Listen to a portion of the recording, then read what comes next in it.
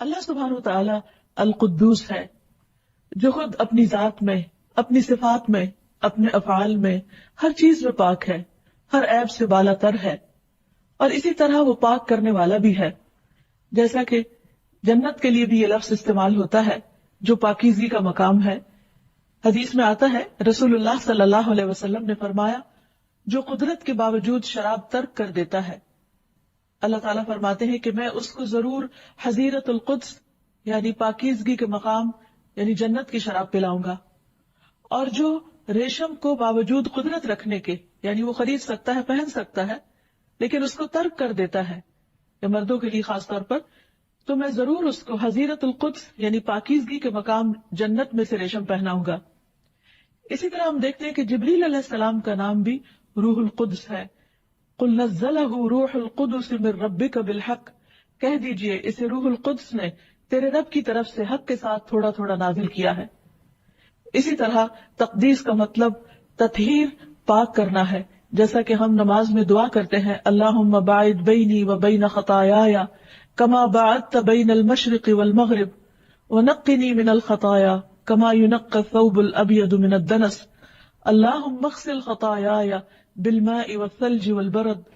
اے اللہ، میرے اور میرے گناہوں کے درمیان ایسی دوری کر دے جیسی تو نے مشرق اور مغرب کے درمیان میں کی ہے. اے اللہ، مجھے گناہوں سے پاک کر دے جیسے صاف کپڑا میل کچیل سے پاک صاف کیا جاتا ہے. اے اللہ، میرے گناہوں کو پانی، برف اور اولوں سے دھو ڈال. کسی چیز کو پاک کرنے کے 3 درجے ہوتے ہیں.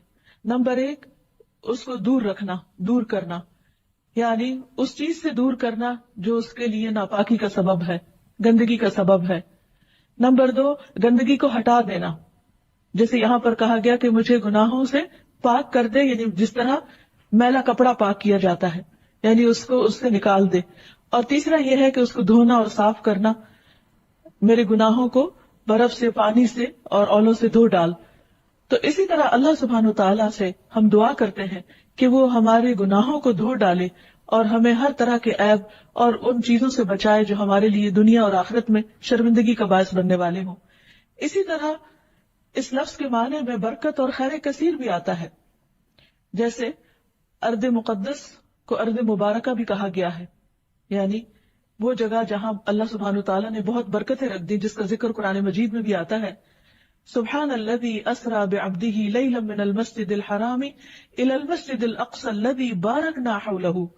پاک ہے وہ جو رات کے ایک حصے میں اپنے بندے کو حرمت والی مسجد سے بہت دور کی اس مسجد تک لے گیا جس کے ارد گرد کو ہم نے برکت دی ہے. تو وہ جگہ مبارک ہے اور اس کو ارض مقدس بھی کہا گیا. تو تقدیس جو ہے وہ برکت کے معنوں میں بھی استعمال ہوتا ہے، یعنی اللہ سبحانہ وتعالیٰ کی ذات بابرکت ہے اور برکتیں عطا کرنے والی بھی. قرآن مجید میں اللہ سبحانہ وتعالیٰ کے اس نام کا 2 بار ذکر آیا ہے. ایک تو هو اللہ الذی لا الہ الا هو الملک القدوس، الملک القدوس السلام المؤمن المہیمن العزیز الجبار المتکبر سبحان اللہ عما یشرکون. وہ اللہ ہی ہے جس کے سوا کوئی معبود نہیں، وہ بادشاہ ہے نہایت پاک، سلامتی والا، امن دینے والا، نگہبان، سب پر غالب، اپنی مرضی چلانے والا، بے حد بڑائی والا. پاک ہے اللہ اس سے جو وہ شریک ٹھہراتے ہیں. اور دوسرے سورۃ الجمعہ میں یسبح للہ ما فی السماوات وما فی الارض الملک القدوس العزیز الحکیم.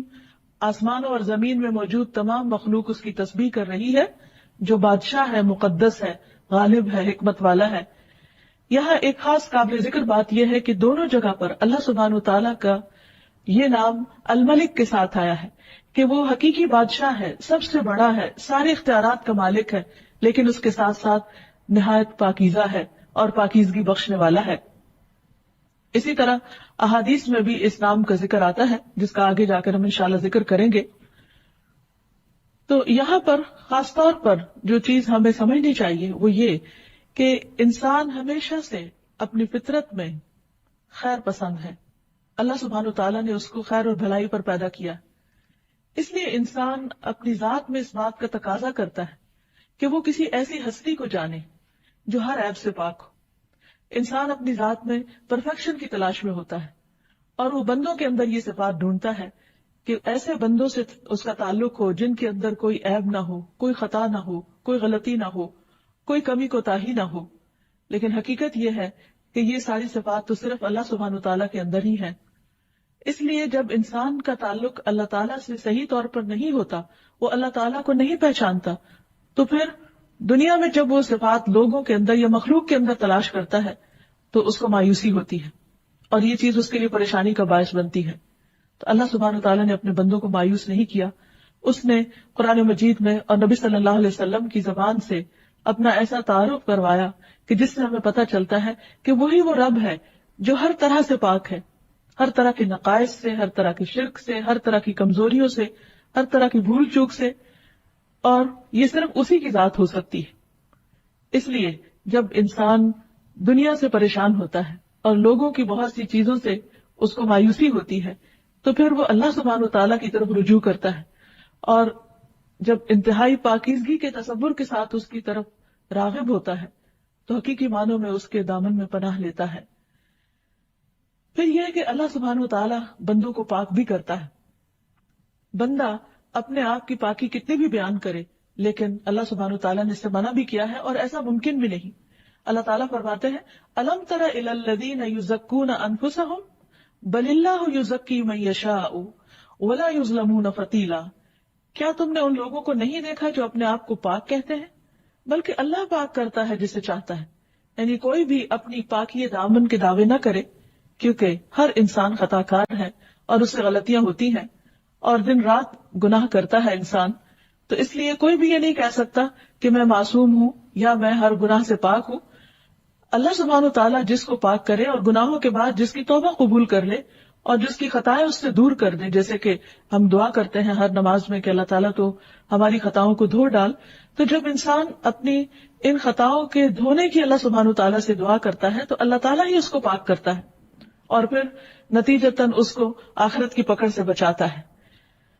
پھر یہ بات بھی یاد رہے کہ جو اللہ تعالیٰ کی پاکی بیان کرے گا اللہ تعالیٰ اس کو پاک کرے گا. ابو برزہ اسلمی کہتے ہیں کہ رسول اللہ صلی اللہ علیہ وسلم اپنے آخری ایام میں جب کسی مجلس سے اٹھتے تو یہ کلمات کہتے: سبحانک اللہم و بحمدک اشہد ان لا الہ الا انت استغفرک و اتوب الیک. تو ایک آدمی نے آپ سے پوچھ لیا کہ اے اللہ کے رسول صلی اللہ علیہ وسلم، آپ آج کل وہ کلمات کہتے ہیں جو آپ نے پہلے کبھی نہیں کہے. آپ نے فرمایا یہ اس چیز کے کفارے کے لیے ہے جو مجلس میں ہو جاتی ہے. جیسا کہ سب جانتے ہیں کہ جب بھی کچھ لوگ اکٹھے ہو کر بیٹھتے ہیں تو ضروری نہیں کہ اس مجلس میں کوئی خطا نہ ہو، کوئی غلطی نہ ہو. اور بعض اوقات انسان جب کسی مجلس سے اٹھتا ہے تو ایک بوجھل دل کے ساتھ بھی اٹھتا ہے.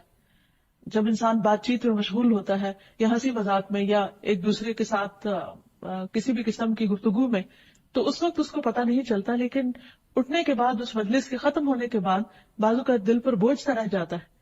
تو ایسے میں اللہ سبحانہ تعالیٰ نے یہ دعا سکھا دی کہ اگر کوئی شخص یہ چاہے کہ وہ ایسی تمام چیزوں سے جو بھول چوک کے ساتھ ہوئی ہو یا بندوں کے حقوق کے معاملے میں اس سے کوئی کمی کوتاہی ہو گئی ہو تو وہ وہاں سے اٹھنے سے پہلے ہی اپنے آپ کو صاف کر لے اور اللہ سبحانہ تعالیٰ سے بخشش کی دعا کر لے.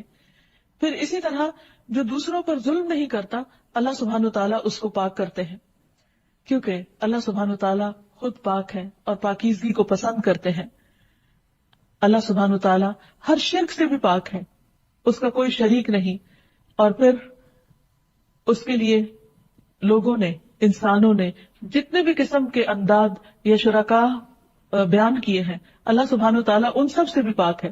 جیسے قرآن مجید میں آتا ہے وَجَعَلُوا لِلَّهِ شُرَكَاءَ الْجِنِّ وَخَلَقَهُمْ وَخَرَقُوا لَهُ بَنِينَ وَبَنَاتٍ بِغَيْرِ عِلْمٍ سُبْحَانَهُ وَتَعَالَى عَمَّا يَصِفُونَ بَدِيعُ السَّمَاوَاتِ وَالْأَرْضِ أَنَّىٰ يَكُونُ لَهُ وَلَدٌ وَلَمْ تَكُن لَهُ صَاحِبَةٌ وَخَلَقَ كُلَّ شَيْءٍ وَهُوَ بِكُلِّ شَيْءٍ عَلِيمٌ.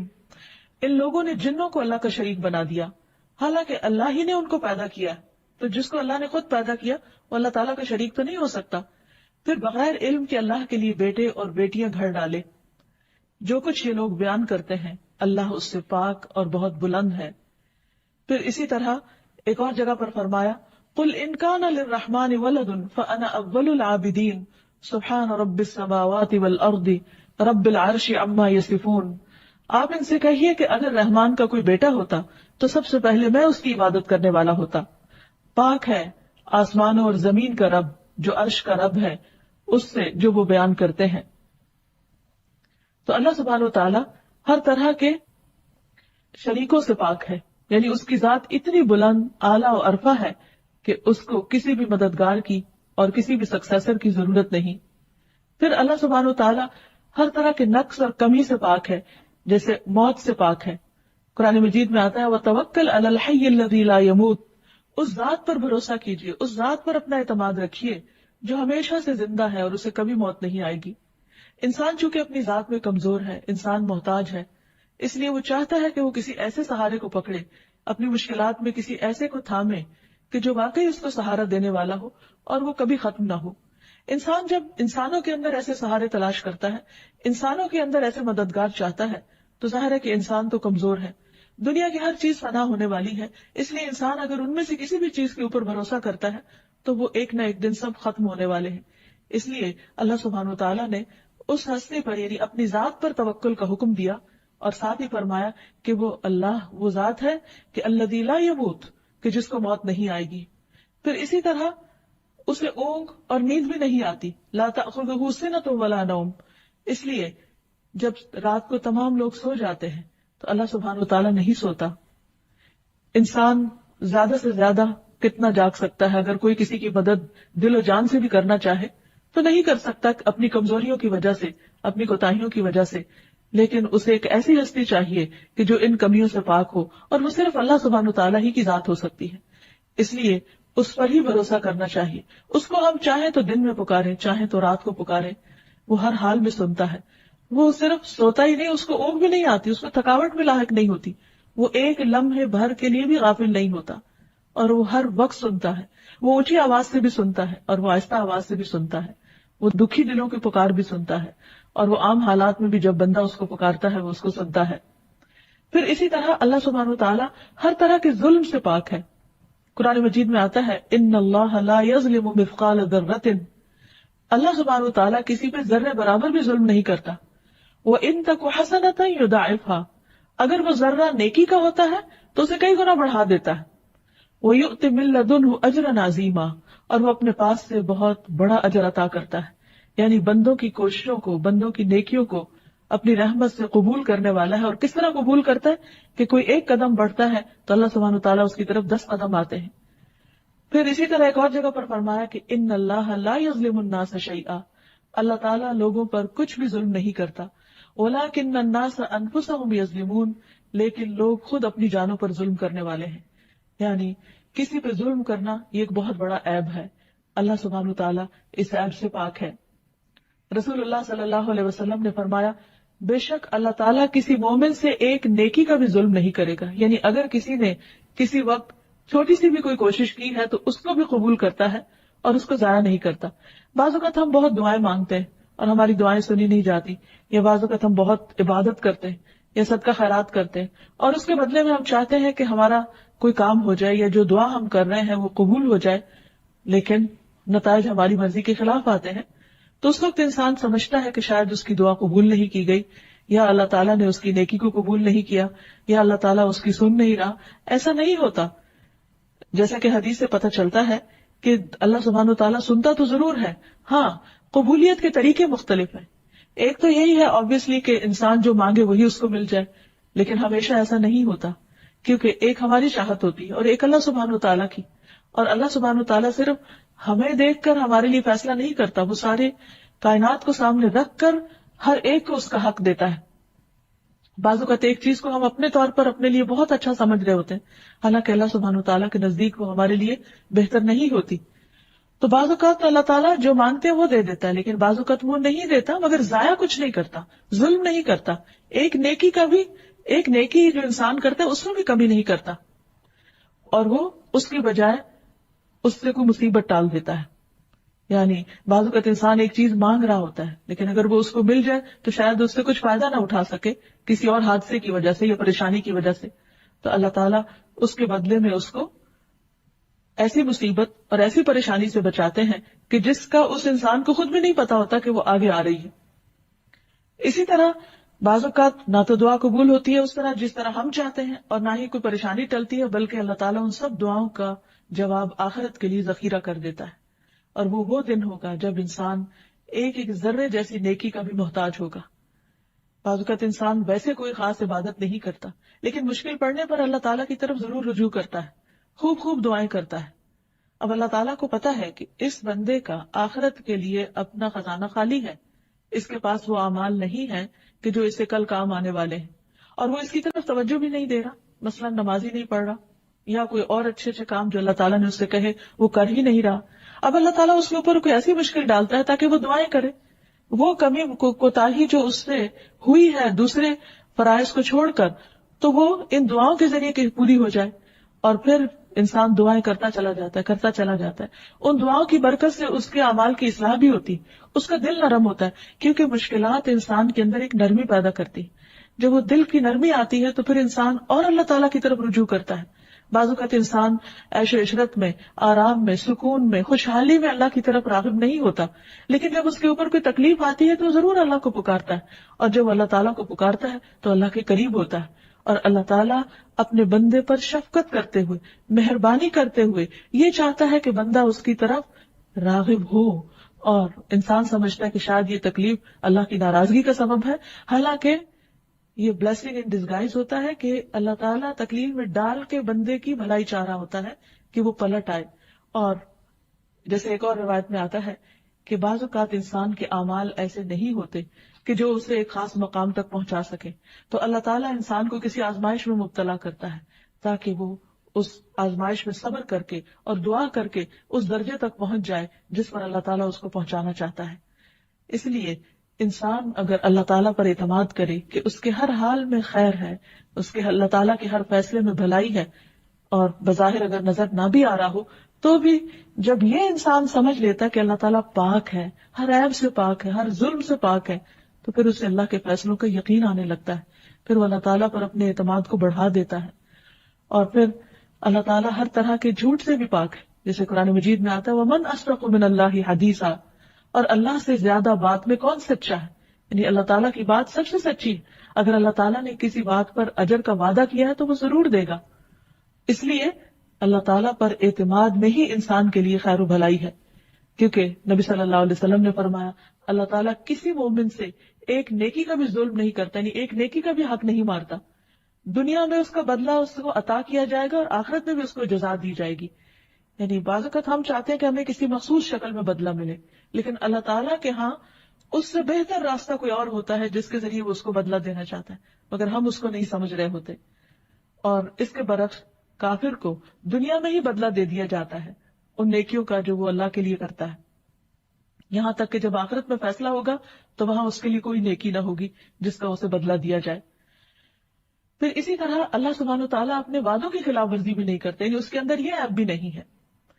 قرآن مجید میں آتا ہے وعد اللہ حقا ومن اصدق من اللہ قیلا، اللہ کا وعدہ سچا ہے اور اللہ سے زیادہ بات میں کون سچا ہو سکتا ہے.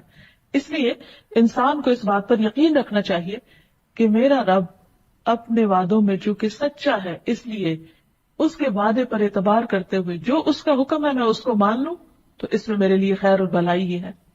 اب دیکھیے ایک بندے کی نظر ہے جو کسی چیز کو اپنے لیے خیر و بھلائی سمجھتی، اور ایک اللہ سبحانہ و تعالیٰ کی نظر ہے جو بندے کے لیے بھلائی کو کسی اور چیز میں سمجھتا ہے. تو اب اس میں کہاں بندہ اور کہاں رب، کہاں ہماری عقل اور کہاں اللہ سبحانہ و تعالیٰ جو ہر عیب اور کمی سے پاک ہے، کس کی بات زیادہ سچی ہو سکتی ہے، کس کا وعدہ زیادہ سچا ہو سکتا ہے. اصل ضرورت اس چیز کی ہے کہ انسان اس پر اعتماد کرتے ہوئے اس کی طرف رجوع کرتا رہے. پھر یہ ہے کہ اللہ سبحانہ و تعالیٰ بھول چوک سے بھی پاک ہے. بندے بعض اوقات بہت سنسیئرلی اور بہت خیرخواہی کے ساتھ کسی کام کے کرنے کا آپ سے وعدہ کرتے ہیں، لیکن بعض اوقات بھول جاتے ہیں. اللہ سبحانہ و تعالیٰ نہیں بھولتا. قرآن مجید میں آتا ہے لا یضل ربی ولا ینسا، میرا رب نہ بھٹکتا ہے اور نہ بھولتا ہے، وہ اس کمی سے پاک ہے. اس لیے بندے کو ہمیشہ اس پر اعتماد کرنا چاہیے کہ اگر اس کی دعا نہیں سنی جا رہی یا اس کی دعا قبول نہیں ہو رہی تو اس میں اس کے لیے خیر و بھلائی ہے. اللہ تعالیٰ بھولے نہیں ہے، وہ ضرور اس کا بدلہ اس کو دیں گے. پھر اسی طرح اللہ تعالیٰ فقر اور بخل سے بھی پاک ہے. قرآن مجید میں آتا ہے وقالت اليہود ید اللہ مغلولہ غلت ایدیہم ولعنوا بما قالوا بل یداہ مبسوطتان ينفق کیف یشاء. اور یہود نے کہا کہ اللہ کا ہاتھ بندھا ہوا، یعنی اللہ بندوں کے اوپر خرچ نہیں کرتا. ان کے ہاتھ باندھے گئے اور ان پر لعنت کی گئی اس وجہ سے جو انہوں نے کہا، بلکہ اس کے دونوں ہاتھ کھلے ہیں، وہ خرچ کرتا ہے جیسے چاہتا ہے. اس لیے اللہ سبحانہ و تعالیٰ سے ہمیشہ خیر کی امید رکھنی چاہیے.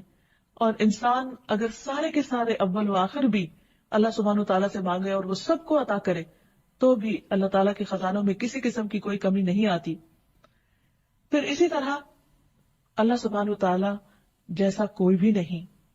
اللہ سبحانہ و تعالیٰ ہر ایک سے بڑا اور عظیم ہے، کیونکہ قدوس میں عظمت کا معنی بھی پایا جاتا ہے. پھر یہ کہ اللہ تعالیٰ کو کسی بھی چیز کی حاجت نہیں، کسی بھی چیز کی ضرورت نہیں، نہ اس کو کھانے کی ضرورت ہے، نہ اس کو آرام کی ضرورت ہے. پھر یہ کہ اس سے کوئی چیز چھپی ہوئی نہیں. ان اللہ لا یخفی علیہ شیء فی الارض ولا فی السماء. پھر یہ کہ وہ ظاہر کو بھی جانتا ہے اور چھپے ہوئے کو بھی جانتا ہے. انہ یعلم الجہر وما یخفی. پھر اللہ تعالیٰ سے کوئی مخلوق بھی اوجھل نہیں. بعض اوقات انسان دیکھتا ہے کہ دوسرے لوگ اس پر ظلم کر رہے ہیں اور شیطان اس کے دل میں وسوسہ ڈالتا ہے کہ کہاں ہے تمہارا رب جو تمہیں ان کے ظلم سے نجات دے. اللہ سبحانہ و تعالیٰ اگر ہوتا تو یہ بندے ظلم نہ کر سکتے، حالانکہ ایسا نہیں ہے. اگر اللہ تعالیٰ کسی بندے کی رسی دراز کرتا ہے، جیسے حدیث میں آتا ہے کہ اللہ تعالیٰ ظالم کو مہلت دیتا ہے اور پھر اچانک اس کو پکڑ لیتا ہے، تو اس کا یہ مطلب نہیں کہ اللہ تعالیٰ دیکھتا نہیں ہے یا وہ ظالم اس کی نگاہوں سے چھپے ہوئے ہیں. کچھ بھی نہیں چھپا ہوا. قرآن مجید میں آتا ہے وَعِندَهُ مَفَاتِحُ الْغَيْبِ لَا يَعْلَمُهَا إِلَّا هُوَ وَيَعْلَمُ مَا فِي الْبَرِّ وَالْبَحْرِ وَمَا تَسْقُطُ مِنْ وَرَقَةٍ إِلَّا يَعْلَمُهَا وَلَا حَبَّةٍ فِي ظُلُمَاتِ الْأَرْضِ وَلَا رَطْبٍ وَلَا يَابِسٍ إِلَّا فِي كِتَابٍ مُبِينٍ. اور اس کے پاس غیب کے خزانے ہیں جنہیں اس کے علاوہ کوئی نہیں جانتا. وہ خشک اور تر سب کا جاننے والا ہے. کوئی پتا بھی گرتا ہے تو اسے اس کا علم ہے. زمین کی تاریکیوں میں کوئی دانہ یا کوئی خشک اور تر ایسا نہیں جو کتاب مبین کے اندر محفوظ نہ ہو. یعنی اللہ سبحانہ وتعالی ہر ایک کی حرکتوں پر نظر رکھے ہوئے ہے. ہاں، یہ اس کے قانون کا حصہ ہے کہ اس نے دنیا میں انسانوں کو اچھا یا برا کرنے کے لیے مہلت دے رکھی ہے. اس لیے کبھی اگر ایسے حالات ہوں تو انسان کو صبر کرنا چاہیے، انتظار کرنا چاہیے. اور دنیا میں ہم بہت دفعہ دیکھتے ہیں جیسے اللہ تعالیٰ نے فرمایا وَتِلْكَ الْأَيَّامُ نُدَاوِلُهَا بَيْنَ النَّاسِ کہ یہ دن ہم لوگوں کے درمیان پھیرتے رہتے ہیں. کبھی ایک کے حصے میں کوئی خیر آ جاتی ہے اور کبھی دوسرے کے حصے میں، اس لیے کہ دنیا امتحان کی جگہ ہے. اگر یہاں ہر چیز انسان کی مرضی کے مطابق ہو جائے تو پھر انسان کا امتحان ہی ختم ہو جائے. بعض اوقات اللہ سبحانہ تعالیٰ انسان کو نعمتیں دے کر آزماتا ہے اور بعض اوقات اس سے نعمتیں واپس لے کر آزماتا ہے، اور دونوں ہی حال امتحان کے ہیں. ہم عام طور پر یہ سمجھتے ہیں کہ شاید تکلیف کی حالت امتحان کی ہے اور نعمت کی نہیں، جبکہ دونوں ایکولی امتحان ہیں. ایک حالت میں یا دوسری حالت میں ہمارا اللہ سبحانہ تعالیٰ کے ساتھ کیسا تعلق رہا. پھر یہ کہ القدوس جو ہر عیب سے پاک ہے وہ کبھی غافل بھی نہیں ہوتا. قرآن مجید میں آتا ہے وَمَا اللَّهُ بِغَافِلٍ عَمَّا تَعْمَلُونَ اللہ اس سے ہرگز غافل نہیں جو بھی تم کر رہے ہو. یعنی نعمتوں کی حالت میں جو کچھ کر رہے ہو یا نعمتوں کے جانے پر جو کچھ کر رہے ہو، تمہارے ریاکشنز، تمہارے باتیں، تمہاری سوچیں، تمہارے معاملات، تمہارا طریقہ زندگی، سب کا سب اللہ سبحانہ تعالیٰ کے علم میں ہے. پھر یہ ہے کہ اللہ سبحانہ تعالیٰ بندوں کی ناقدری نہیں کرتا. یعنی اگر ایک شخص دنیا میں تکلیف اٹھا رہا ہے اور وہ اسٹرگل کر رہا ہے اپنے حالات کو بہتر بنانے کے لیے اور اس کے ساتھ ساتھ اپنی آخرت کی بھی فکر کر رہا ہے، تو ایسا نہیں کہ اللہ تعالیٰ اس سے غافل ہے اور وہ اس کی کوششوں کا قدردان نہیں. اللہ تعالیٰ فرماتے ہیں وَمَنْ أَرَادَ الْآخِرَةَ وَسَعَى لَهَا سَعْيَهَا وَهُوَ مُؤْمِنٌ فَأُولَئِكَ كَانَ سَعْيُهُمْ مَشْكُورًا اور جس نے آخرت کا ارادہ کیا اور اس کے لیے کوشش کی جو اس کے لائق کوشش ہے، جبکہ وہ مومن ہو، تو یہی لوگ ہیں جن کی کوشش کی ہمیشہ سے قدر ہوئی ہے. یعنی ایمان کے ساتھ انسان جو بھی کوشش کرے چھوٹی یا بڑی، اللہ سبحانہ تعالیٰ اس کا قدردان ہے. پھر یہ بھی یاد رہے کہ اللہ تعالیٰ بلا وجہ کسی کو نہیں پکڑتا، یعنی بلا وجہ کسی پر عذاب نہیں بھیجتا کیونکہ وہ ظالم نہیں ہے. پھر یہ بھی یاد رہے کہ اللہ تعالیٰ کسی کا محتاج نہیں، اسے بندوں کے اعمال نہیں چاہیے. بعض اوقات ایسا ہوتا ہے کہ جب ہم پر کوئی مشکل آتی ہے تو ہم اس وقت اپنی عبادت میں اضافہ کر دیتے ہیں. ہاں، یہ تو ضرور ہے کہ اللہ تعالیٰ کو راضی کرنے کے لیے انسان کو کرنا چاہیے، لیکن اگر کوئی یہ سمجھے کہ نعوذ باللہ اللہ تعالیٰ کو بندوں کے کسی عبادت کی ضرورت پیش آ گئی ہے تو اس لیے اس نے بندوں کے رزق میں کمی کی یا کسی اور چیز میں، تاکہ وہ اپنی عبادت کے ذریعے اللہ کو راضی کر کے وہ کمی دور کروا سکے، تو ایسا نہیں ہے. اللہ سبحانہ تعالیٰ کو کسی کا کچھ بھی عمل، کوئی بھی عبادت نہیں چاہیے. ہاں اگر انسان صبر کرتا ہے تو اپنی ذات کے لیے، کوشش کرتا ہے تو اپنے فائدے کے لیے، شکر کرتا ہے تو اپنے لیے. ارشاد باری تعالیٰ ہے وَمَن يَشْكُرْ فَإِنَّمَا يَشْكُرُ لِنَفْسِهِ وَمَن كَفَرَ فَإِنَّ اللَّهَ غَنِيٌّ حَمِيدٌ، کہ جو شکر ادا کرتا ہے وہ اپنے ذات کے لیے شکر ادا کرتا ہے، یعنی اس کی یہ شکر گزاری اس کو خود فائدہ دے گی. یعنی ہم جو بھی عبادت کرتے ہیں یا جو بھی اللہ سبحانہ تعالیٰ کا ذکر کرتے ہیں یا اس کی نعمتوں پر اس سے راضی ہوتے ہیں، اس سے محبت کرتے ہیں، تو اس سارے کا فائدہ کچھ بھی اللہ تعالیٰ کو نہیں، بلکہ اللہ تعالیٰ ہمارے لیے ان سارے اعمال کو گن گن کر رکھ رہا ہے، اور دنیا میں بھی اس کا فائدہ دیتا ہے اور آخرت میں بھی دے گا. اسی طرح اگر انسان اللہ تعالیٰ کی عبادت میں تھک رہا ہے یا کوشش کر رہا ہے تو اس کا فائدہ بھی خود انسان کو پہنچنے والا ہے. وَمَن جَاهَدَ فَإِنَّمَا يُجَاهِدُ لِنَفْسِهِ، اور جو جہاد کرتا ہے، جد و جہد کرتا ہے، اپنے ہی فائدے میں کرتا ہے. ان اللہ لغنی عن العالمین، اللہ سارے جہان والوں سے بے نیاز ہے. پھر اسی طرح یہ ہے کہ اللہ سبحانہ و تعالیٰ اس سے بھی پاک ہے کہ کوئی اس کا نقصان کرے یا اس کو کسی قسم کی کوئی اذیت پہنچا سکے. اللہ تعالیٰ فرماتے ہیں وَلَا يَحْزُنْكَ الَّذِينَ يُسَارِعُونَ فِي الْكُفْرِ إِنَّهُمْ لَن يَضُرُّوا اللَّهَ شَيْئًا، اور وہ لوگ تجھے غمزدہ نہ کریں جو کفر میں جلدی کر رہے ہیں، بھاگ دوڑ کر رہے ہیں، بے شک وہ اللہ کو کچھ بھی نقصان نہیں دے سکتے. تو یہ ہے اللہ سبحانہ تعالیٰ کی پاکیزگی اور بلندی اور اس کا ہر عیب سے، ہر کوتاہی اور ہر کمی سے پاک ہونا. جب ہم یہ جان لیں کہ ہمارا رب ایسا ہے تو پھر ہمیں اس کی طرف اور تیزی کے ساتھ آگے بڑھنا چاہیے، اس پر بھروسہ کرنا چاہیے، اس کا دامن تھام لینا چاہیے اور اس سے خوب خوب دعائیں کرنی چاہیے.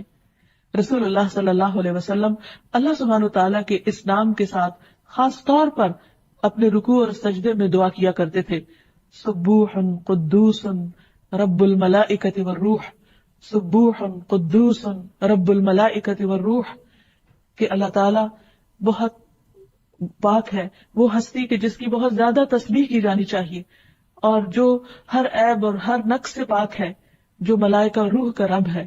تو آپ سوچئے کہ کبھی بھی آپ کے دل میں کوئی وسوسہ آئے اور آپ اپنے وسوسوں سے پریشان ہو، یا دل میں کوئی بدگمانی آئے اللہ تعالیٰ کے بارے میں یا اس کے دین کے بارے میں یا اس کے فیصلوں کے بارے میں، یا کسی پریشانی کے وقت شیطان آپ کو اللہ تعالیٰ سے دور لے جانے لگے، تو سجدے میں پڑھ کر یہ دعا مانگیے سبوح قدوس رب الملائکۃ والروح، کہ اللہ سبحانہ تعالیٰ کا کوئی فیصلہ بھی غلط نہیں ہو سکتا. اللہ سبحانہ تعالیٰ ظلم نہیں کرتا، وہ کسی پر زیادتی نہیں کرتا، وہ اپنے وعدوں میں سچا ہے، وہ میرے حال سے غافل نہیں ہے. تو انشاءاللہ العزیز اللہ سبحانہ تعالیٰ اس کی ضرور سنیں گے، اور دل پر ایسے وسوسوں کا جو بوجھ رہ جاتا ہے وہ بھی اللہ تعالیٰ دور فرما دیں گے. نبی صلی اللہ علیہ وسلم تہجد کے وقت جب قیام کی حالت میں ہوتے، رات کو اٹھتے تو 10 بار اللہ اکبر، 10 بار الحمدللہ، 10 بار سبحان اللہ وبحمدہ، 10 بار سبحان الملک القدوس، 10 بار استغفر اللہ، 10 بار لا الہ الا اللہ، اور پھر 10 بار یہ دعا پڑھتے اللہم انی اعوذ بک من ضیق الدنیا وضیق یوم القیامہ، اے اللہ میں دنیا اور قیامت کے دن کی تنگی سے تیری پناہ چاہتا ہوں.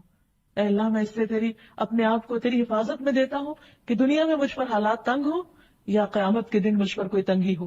اور پھر آپ نماز شروع کرتے تھے. پھر اسی طرح رسول اللہ صلی اللہ علیہ وسلم نے ایک مرتبہ صحابیات کو فرمایا کہ تم لوگ تسبیح، تحلیل اور تقدیس، یعنی سبحان اللہ، لا الہ الا اللہ اور سبحان الملک القدوس یا سبوح قدوس رب الملائکۃ والروح پڑھتی رہا کرو، اور انگلیوں کے پوروں پر گنا کرو، کیونکہ قیامت کے دن ان سے سوال کیا جائے گا. تو عام طور پر ہم سبحان اللہ، الحمدللہ، اللہ اکبر تو پڑھتے ہیں، لیکن اللہ سبحانہ تعالیٰ کے اس نام کے ساتھ ذکر کم کرتے ہیں.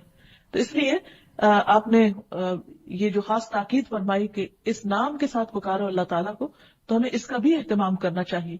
رکوع اور سجدے کی حالت کے علاوہ چلتے پھرتے، اٹھتے بیٹھتے، جب دل گھبرانے لگے اور دل پر یہ بوجھ آنے لگے کہ اللہ سبحانہ تعالیٰ شاید میرے ساتھ ظلم کر رہا ہے یا مجھ سے ناراض ہے، تو فوراً تصور میں لائے کہ نہیں، وہ القدوس ہے، وہ کبھی ظلم نہیں کرتا اور وہ اس کا کوئی فیصلہ کبھی غلط ہو ہی نہیں سکتا، تو انشاءاللہ وہ دل کا بوجھ ہٹ جائے گا۔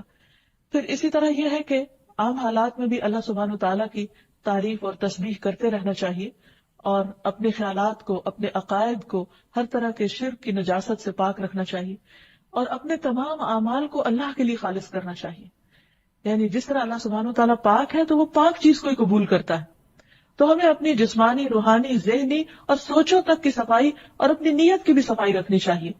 رسول اللہ صلی اللہ علیہ وسلم نے فرمایا، لوگوں اپنے اعمال کو اللہ کے لیے خالص کرو، کیونکہ اللہ تعالیٰ خالص عمل ہی قبول کرتا ہے، کیونکہ وہ پاک ہے، پاکیزہ چیزیں قبول کرتا ہے۔